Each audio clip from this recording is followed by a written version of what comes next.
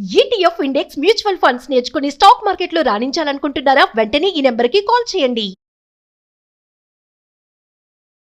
అమ్మా, ప్రతి ఒక్కరూ ఒక లక్ష్యం పెట్టుకోవాలి. అవునమ్మా. ఆ లక్ష్యం కోసం నిరంతరం కృషి చేయాలి. ఇది అందరం అనుకునేది. మీలాంటి పెద్దవారు పదే పదే చెప్పే మాట ఇది కదా. ఆ గోల్ని రీచ్ అవ్వాలంటే ఉన్న పలంగా ఒక్క అడుగులో వెళ్ళిపోలేం కదా. అవునమ్మా. మెట్టు ఎక్కాలి. అవును. ఎలాంటి అంటే ఆ గోల్ని రీచ్ అవ్వటం కోసం మనం ఏ విధంగా కష్టపడాలి, ఏ అంశాల మీద దృష్టి పెట్టాలంటారు? చాలా ఉంటాయి, కొన్ని మాట్లాడుకుందాం.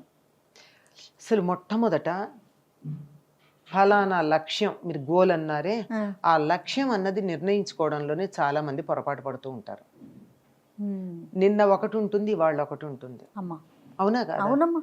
అలా లేకపోతే మెడిసిన్ చేసి ఎంబీఏ చేస్తారు.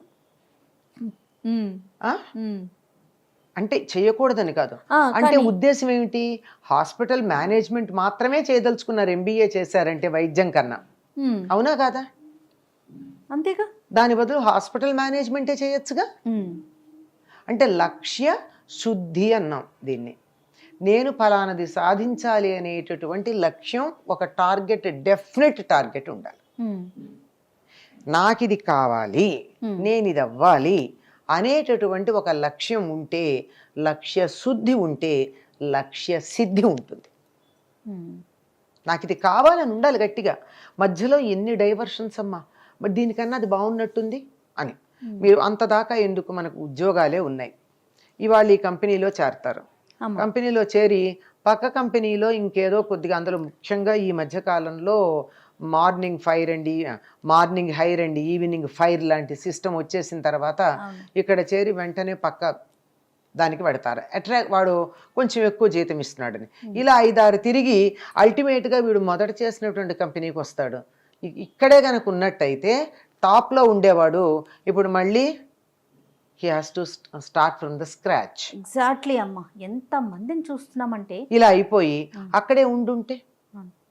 అంచేత లక్ష్య శుద్ధి. నువ్వు ఏం కావాలనుకుంటున్నావు? ఉద్యోగమే అనుకుందాం. ఉద్యోగం అయితే నీకు జీతం ప్రధానమా, పదవి ప్రధానమా? ఇది ఆలోచించుకోవాలి. కొన్ని చోట్ల జీతం తక్కువ ఉంటుంది, కానీ నీకు మానసిక తృప్తి ఉంటుంది, బాగా పనిచేశాను అనేటువంటి తృప్తి ఉంటుంది. కొన్ని చోట్ల జీతం ఉంటుంది కానీ ఏం చేసామంటే ఏం లేదు, జీతం తీసుకుంటున్నాను అంతే అనేటటువంటి ఉద్యోగాలు ఉంటాయి. కొంతమందికి అది నచ్చుతుంది, కొంతమందికి ఇది నచ్చుతుంది. కొంతమందికి ఏదున్నా లేకపోయినా పదవి, నా కింద 10 మంది ఉన్నారా అని బెల్ కొడితే టీ తెచ్చి ఇచ్చేవాడు ఉంటే చాలు వాడికి అనిపిస్తుంది. ఇట్లా నీ జీవితంలో ఏం కావాలనుకుంటున్నావు, నీకు ఏ పదవి కావాలి, ఎక్కడ ఉండాలనుకుంటున్నావు అనే దాన్ని బట్టి దాన్ని అనుసరించి నీ ప్రణాళిక వేసుకోవాలి. అదే చదువులు అనుకోండి, నువ్వు ఏం చేయాలనుకుంటున్నావు? రీసెర్చ్ చేయాలనుకుంటున్నావా ఒక ఫీల్డ్లో? లేదా ఉద్యోగం కోసం చదువుతున్నావా?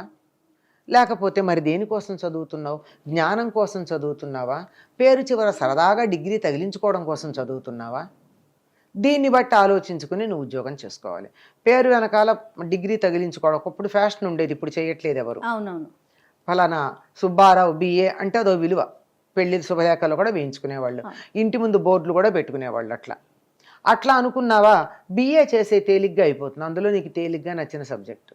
లేదు రీసెర్చ్ చేయాలని ఉంది, ఏ ఫీల్డ్లో చేయాలనుందో ఆలోచించుకో. ఫిజిక్సా, కెమిస్ట్రీనా, మ్యాథమెటిక్సా, సోషల్ సైన్సెసా, హిస్టరీనా, లాంగ్వేజెసా, సాహిత్యం, నీ ఇష్టం. నీకు నచ్చిన దాంట్లో రీసెర్చ్ చేయదలుచుకుంటే అది పర్టికులర్గా తీసుకుని దానికి అనుగుణంగా ఉండేటటువంటి బోర్డు తీసుకోవాలి. చాలా చేయాలి దానికి సంబంధించి. అంటే ఫలానా దానికి ఇది సహకరించింది, ఇలా సహకరించేటటువంటివి ఎన్నో చేసుకోవాల్సి ఉంటుంది. నేను ఫలానా సబ్జెక్టులు మొన్న రీసెర్చ్ చేయాలి అని అనుకున్నట్టయితే దానికి అనుగుణంగా ఉండేటటువంటివి ఎన్నో తీసుకోవాలి. అన్నింటికన్నా ముందుగా నేను చెప్పానే, లక్ష్య శుద్ధి ఉంటే లక్ష్య సిద్ధి ఉంటుంది. ఆ లక్ష్య సిద్ధి కావాలి అంటే రెండు, ఇది ఇక్కడ లక్ష్య శుద్ధి, అది లక్ష్య సిద్ధి అయితే ఈ మధ్యలో ఉండాల్సింది తిష్ట. తిష్ట ఉంటే నిష్ఠ కుదురుతుందని ఒక మాట ఉంది. అంటే నువ్వు ఒక దాని మీద పట్టుదలగా ఒక చోట కూర్చున్నావంటే అది నువ్వు సాధిస్తావు.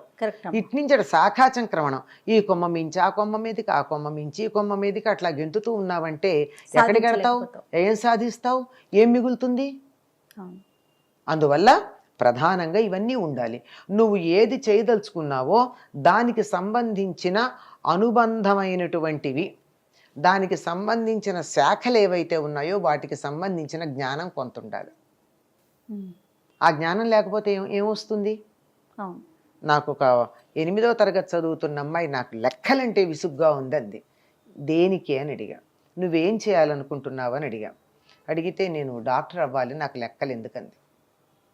డాక్టర్ అవ్వాలంటే లెక్కలు కావాలమ్మా, మంచి సర్జన్ కావాలంటే ఎన్ని అంగుళాలు కొయ్యాలి, ఎన్ని కుట్లు వెయ్యాలి, ఈ లెక్క కావాలంటే నీకు లెక్కలు అవసరమే కదా. ఇవన్నీ లేకపోతే నువ్వు సర్జన్ ఎట్లా అవుతావు? అందువల్ల లెక్కలు నేర్చుకో అని చెప్పా. Okay. She learn mathematics. Okay. ఎటువంటి సందేహం లేకుండా. అప్పటిదాకా నాకు అక్కర్లేదు లెక్కలు అనుకున్నటువంటి పిల్ల నాకు మెడిసిన్ చేయడానికి లెక్కలు అవసరం అవుతాయి అని లెక్కలు నేర్చుకుంది. ఓకే. ఏదైనా ఒకటి సాధించాలి అనుకుంటే దానికి సంబంధించిన అనుబంధ రంగాల గురించినటువంటి అవగాహన ఉండాలి. లక్ష్యాన్ని ఎదురుగా పెట్టుకోవాలి. దీనికి మనకు చిన్న కథ కూడా చెప్తారు. ఎవరిని తన ప్రధాన శిష్యుడిగా తీసుకోవాలని ద్రోణుడు ఆలోచించి ఒక చెట్టు మీద ఒక పిట్ట, కథ తెలుసుంటుంది, పిట్టకున్నటువంటి కన్ను చెప్పి ఆ కన్నుని నువ్వు కొట్టాలి అంటే ఒక్కొక్కడు చెప్పారు. ఏం కనపడుతున్నాయంటే చెట్టు కనపడుతోంది అన్నాడు ఒకడు, పిట్ట కనపడుతోంది అన్నాడు ఒకడు. అర్జునుడు మాత్రం నీకేం కనపడుతోందంటే పిట్ట కన్ను కనపడుతోంది అన్నాడు. లక్ష్యాన్ని కరెక్ట్గా చెప్పాడు. లక్ష్యం ఏది కావాలో అది. అందువల్ల అటువంటి లక్ష్య శుద్ధి ఉండాలి. ఏది కావాలో దాని మీద క్లారిటీ. దీని ఇంకా ఇంగ్లీష్లో అందరికీ అర్థమయ్యే భాషలో చెప్పాలంటే క్లారిటీ ఉండాలి. నీకేం కావాలో, నువ్వేమవదలుచుకున్నావో, are you clear about it? అప్పుడు దానికి సంబంధించిన అనుబంధమైనటువంటివన్నీ తీసుకో, అప్పుడు అవన్నీ సహకరిస్తాయి. లేకపోయినట్టుగా ఏమవుతుంది? ఉదాహరణకి సాహిత్యం ఉంది, నేను పద్యాలు రాయాలనుకున్నాను, నేను పద్యాలు రాస్తాను, నాకు భాష వస్తే సరిపోయిందంటే కుదరదు కదా. తప్పనిసరిగా దానికి సంబంధించిన వ్యాకరణం తెలుసుకోవాలి, ఛందస్సు తెలుసుకోవాలి. నువ్వు ఏ సబ్జెక్టు మీద రాస్తున్నావో ఆ సబ్జెక్టుకు సంబంధించిన అవగాహన ఉండాలి. శ్రీనాథుడు భీమఖండంలో రాసేటప్పుడు ఆ నది ఎలా మొదలైందో చెప్తూ ఉంటే అది ఒక్కొక్క చుక్కగా చెమర్చి ఏ రకంగా వచ్చిందో చూస్తే జియాలజీ చదివిన వాళ్ళు ఈయనకి జియాలజీ నాలెడ్జ్ ఎట్లా ఉందా అని ఆశ్చర్యపోయారు. అంత సహజంగా రాస్తే శాశ్వతంగా ఉంటుంది. అంటే మీకు 4-5 రంగాల గురించిన ఉదాహరణలు చెప్పా. సాహిత్యం కావచ్చు, సైన్స్ కావచ్చు, వైద్యం కావచ్చు, ఇంజనీరింగ్ కావచ్చు, మరొకటి కావచ్చు. ఏది కూడా విడిగా ఉన్నటువంటి రంగాలు కావు, ఇతరమైనటువంటి వాటితో కలిసే ఉంటాయి కదా. వాటికి సంబంధించిందంతా ఉన్నప్పుడు సాధిస్తారు. ఇది సాధించడానికి కావలసినవి. కావలసినవే కాకుండా అక్కర్లేనివి కూడా ఉన్నాయండి. కొన్నిటిని వదులుకోవాలి, కొంత త్యాగం చేయాలి. అదే బద్ధకం వదిలేయాలి. తాత్కాలికమైనటువంటి ప్రయోజనాలను ఆశించకూడదు. తాత్కాలిక ప్రయోజనాలను ఆశించి వెళ్ళేటప్పుడు చాలా దెబ్బతింటాం. అవి కాకుండా వాటన్నిటిని పక్కకి పెట్టగలిగినప్పుడు మాత్రమే అసలైన దాన్ని పొందుతాం. ఎన్నో రకాల మనలో ఉండే దుర్గుణాలను వదులుకోవాలి, దురలవాట్లను వదులుకోవాలి. అంటే అన్నిటికీ అన్నీ చెప్పట్ల, ఒక్కొక్కదానికి ఒక్కొక్కటి ఉన్నాయి. అందుకని వాటిని వదులుకుంటే తప్ప కొన్నిటిని వదులుకోవాలి, కొన్నిటిని పెంపొందించుకోవాలి. ఒక స్పష్టత ఉండాలి, నాకేం కావాలి అన్నది. అలా ఉన్నప్పుడు తప్పనిసరిగా ఉన్నత స్థానంలో ఉంటారమ్మా. సంతోషం అమ్మా. మంచిదమ్మా. సుమన్ టీవీలో మీ పర్సనల్ అండ్ బిజినెస్ ప్రమోషన్స్ కోసం కింది నెంబర్కి కాంటాక్ట్ చేయండి.